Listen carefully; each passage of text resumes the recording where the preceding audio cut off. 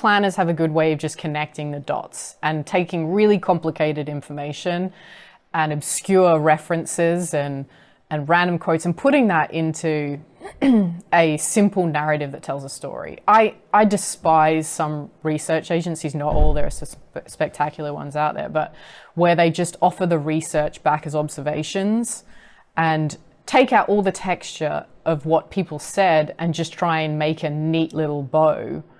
That is really what people, like, they think clients want to hear. And they're things like, the World Cup brings people together, or you know, just they're not insights, they're observations, and they don't really get you anywhere. And the presentations are always really boring, and I'm a planner and I should be interested in this, and I fall asleep during them. They look awful. Like, you know, why can't we design these things beautifully? Like, planners can have a good aesthetic too.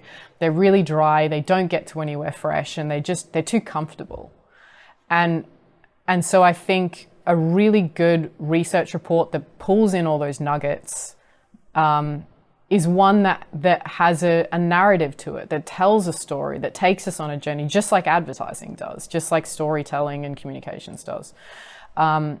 Bring life and texture to it. Don't strip out the quotes. Add more quotes in.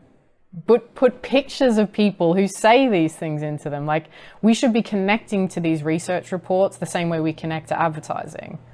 And so I always try and go in, understand everything I possibly can. There are nuggets and gems all over the place, and at first it looks like an absolute mess. But then you start to go, hold on, there is something pushing to the top. And it once again comes back to that point of view. And it may not be the point of view that ends up in the brief, but it comes back to, like, what's the thread that can tie all this stuff together? And then killing the darlings. You know, like, that's the other thing. We've got to be really simple, not simplistic, which I think research reports fall into. Simple. And then use all these quotes and texture to add fun to the story and make people lean in. And often those little nuggets and quotes end up in the work in some way or another, which is what happened on Londoner. You know, like, these quotes and things kids say or how they say it, or these things spark creativity as well. So you've got so much wealth of information and insight to play with. So yeah, tell a story, make research exciting to listen to. It shouldn't bore people.